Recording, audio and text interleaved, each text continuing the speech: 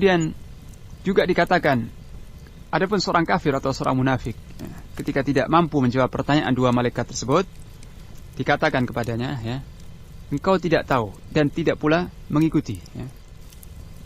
Tidak mengetahui dan tidak mengikuti orang-orang yang tahu. Kemudian ditimpakan kepadanya atau dipukulkan kepadanya sebuah palu dari besi dengan sebuah pukulan di antara kedua telinganya. Dipukulkan satu palu dari besi dengan sebuah pukulan di antara kedua telinganya. Lalu dia berteriak dengan teriakan yang didengar oleh siapa saja yang di sekitarnya, kecuali manusia dan jin. Hadis ini diriwayatkan oleh Al-Bukhari dan Muslim. Sedangkan dalam lafaz Imam Muslim, sesungguhnya seorang hamba jika telah diletakkan dalam kuburnya, kemudian ditanya oleh dua malaikat dan seterusnya, maka dilapangkan kuburnya seluas 70 hasta dan dipenuhi dengan hijauan, dipenuhi dengan sesuatu yang hijau sampai hari mereka dibangkitkan.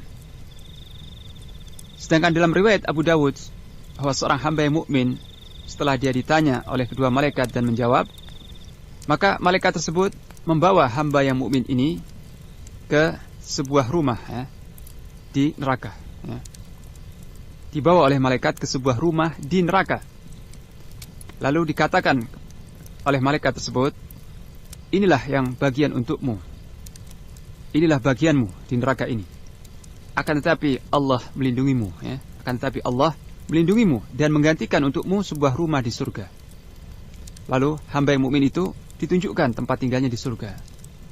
Melihat tempat tinggalnya di surga, sehingga dia berkata, biarkanlah aku agar aku kembali kepada keluargaku untuk menyampaikan kabar gembira kepada mereka. Hamba tersebut berkata, izinkan aku, biarkan aku untuk pergi menemui keluargaku untuk aku sampaikan kabar gembira ini. Akan tetapi dikatakan kepadanya, uskun, tenanglah engkau. Dan ditunjukkan tempat tinggalnya baik di surga ataupun di neraka, ini berlangsung sampai hari kiamat. Jadi ditampakkannya kepada seorang mukmin tempat tinggalnya di surga, ini akan berlangsung sampai hari kiamat, setiap pagi dan sore. Sebagaimana ditampakkan tempat tinggalnya di neraka bagi orang yang pantas masuk neraka, yaitu orang kafir atau orang yang fajir, ini berlangsung hingga hari kiamat. Dan itu ditunjukkan setiap pagi dan sore. Sebagaimana sebuah hadis yang diriwayatkan oleh Al-Bukhari dan Muslim dari Abdullah bin Umar radhiyallahu anhuma, bahwa Nabi sallallahu alaihi wasallam bersabda, "Inna ahadakum idza mata uridu alaihi maq'aduhu bil ghadati wal 'ashi. In kana min ahli al-jannah famin ahli al-jannah, wa in kana min ahli an-nar famin ahli an-nar.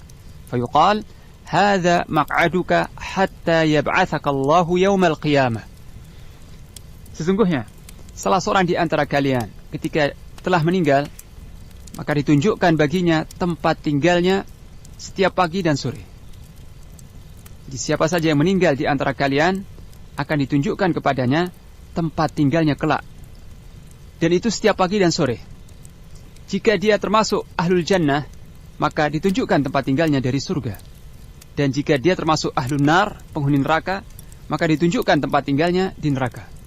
Lalu dikatakan kepadanya, inilah tempat tinggalmu hingga Allah membangkitkan engkau pada hari kiamat kelak. Hadis riwayat Bukhari dan Muslim. Dan hadis ini menafsirkan apa yang difirmankan Allah dalam surah Al-Mu'min atau surat Ghafir, ayat yang ke-46. Allah Ta'ala berfirman, "An-naru yu'raduna 'alaiha ghuduwwan wa 'ashiyya." An-nar yu'raduna 'alaiha ghuduwwan wa 'ashiyya. Wa yawma taqumu as-sa'atu adkhilu ala fir'auna ashaddal 'adzab. Mereka ditampakkan kepada neraka, Mereka ini Fir'aun dan seluruh bala tentaranya dan seluruh pengikutnya ditampakkan kepada neraka setiap pagi dan petang. Dan pada hari terjadinya kiamat, Allah berkata kepada para malaikat, masukkanlah Fir'aun dan seluruh pengikutnya kepada azab yang paling pedih, azab yang paling dahsyat.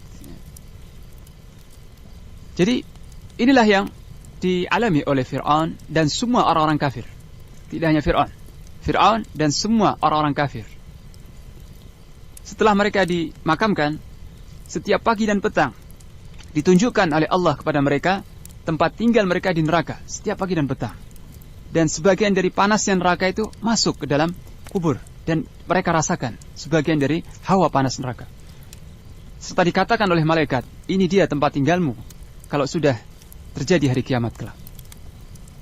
Kaum muslimin rahimakumullah, inilah rincian tentang kenikmatan kubur dan azabnya.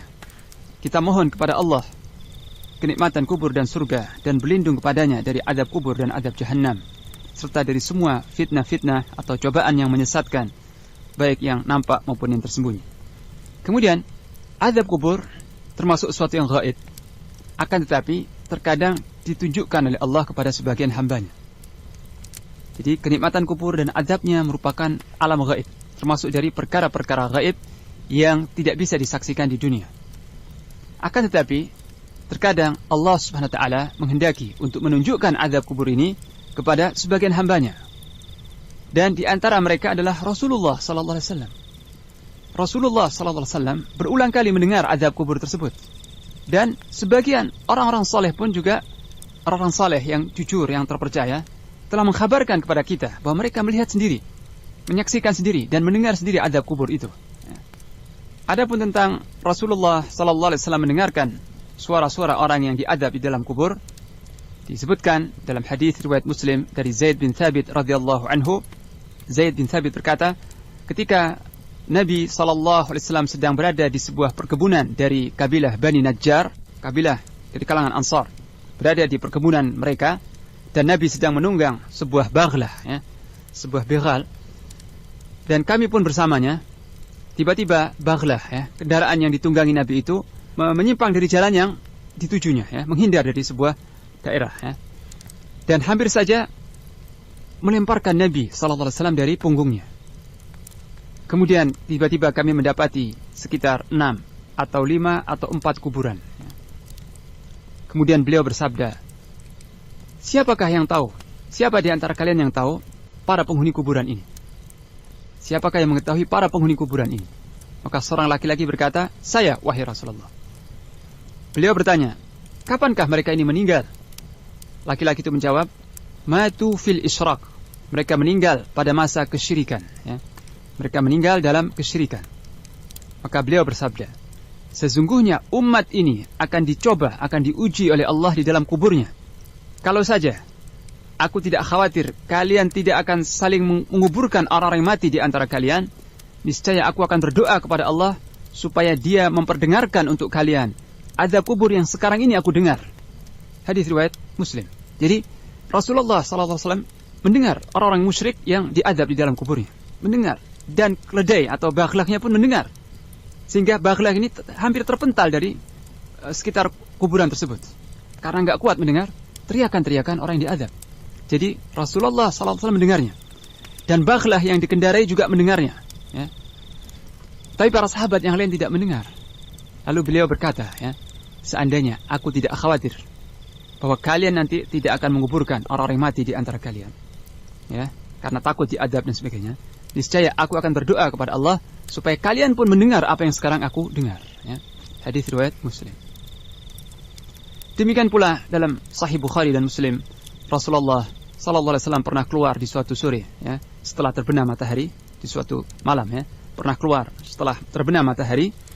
Kemudian beliau mendengar suara teriakan-teriakan. Maka beliau bersabda, Yahud tu'adzab fi quburiha. Ini adalah sekelompok kaum Yahudi yang diazab di dalam kuburnya. Jadi beliau mendengar azab kubur tersebut. Kemudian Syekhul Islam Ibn Taimiyah rahimahullah juga berkata, وَقَدْ سَمِعَ غَيْرُ وَاحِدْ أَصْوَاتَ الْمُعَذَّبِينَ فِي قُبُورِهِمْ وَقَدْ شُهِدَ مَنْ يَخْرُجْ مِنْ قَبْرِهِ وَهُوَ مُعَذَّبْ. Dan sungguh telah mendengar lebih dari satu orang, tidak hanya satu orang yang telah mendengar suara-suara orang yang diazab di dalam kubur mereka, dan bahkan telah disaksikan seseorang yang keluar dari kuburnya dalam keadaan terazab, dalam keadaan tersiksa. Jadi Ibnu Taimiyah mengatakan, juga dalam Majmu' Fatawa yang lain dia berkata, وَقَدْ يُكْشَفْ لِكَثِيرٍ مِنْ أَبْنَاءِ زَمَانِنَا يَقْضَةً وَمَنَامًا وَيَعْلَمُونَ ذَلِكَ وَيَتَحَقَّقُونَ وَعِنْدَنَا مِنْ ذَلِكَ أُمُورٌ كَثِيرَةٌ. Dan terkadang disingkap untuk sebagian dari putra-putra zaman kita sekarang, orang-orang yang hidup di zaman kita, sebagian dari azab kubur tersebut, baik dalam keadaan nyata melihat langsung atau dalam keadaan dilihat dalam tidur. Ya. Dan mereka mengetahui itu dengan jelas dan memastikan hal itu. Dan di sisi kami, berita-berita tentang itu sangat banyak sekali. Ini yang dikatakan oleh Syekhul Islam Ibn Taimiyah rahimahullah, bahwa terkadang ditampakkan oleh Allah sebagian dari azab kubur itu untuk manusia-manusia yang hidup di zaman sekarang ini. Dan tidak hanya satu orang yang mendengar suara orang yang diazab di dalam kuburnya. Dan terkadang disaksikan seorang itu keluar dari kuburnya dalam keadaan tersiksa. Apa hikmahnya? Kenapa Allah menunjukkan sebagian dari azab kubur itu untuk manusia-manusia selain Nabi sallallahu alaihi wasallam? Hikmahnya adalah untuk semakin meneguhkan keyakinan mereka dan untuk menjadi iktibar, untuk menjadi pelajaran bahwa azab kubur yang dijanjikan Allah itu hak adanya dan itu disaksikan oleh sebagian manusia agar menjadi peringatan dan pelajaran bagi manusia yang fasik lainnya. Dan yang saya dengar sendiri, ya, dari sebuah rekaman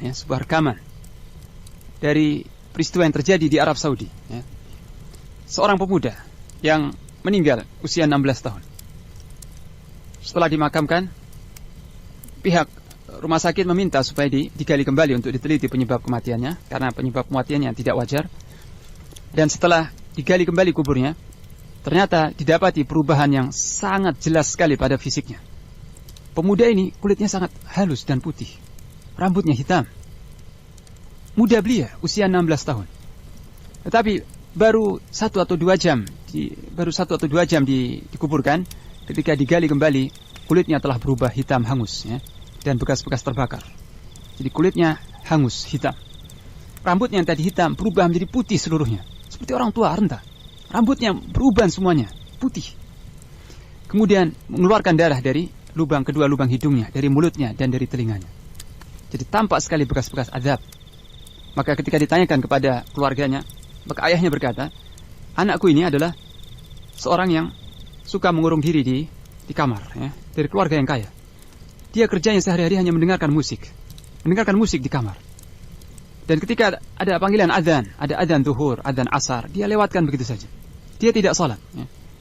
Ada panggilan azan, zuhur, asar dan sebagainya, dia tetap di kamar saja, tidak salat, tidak ke masjid, tidak juga salat di rumah. Dan dia sudah diperingatkan berkali-kali.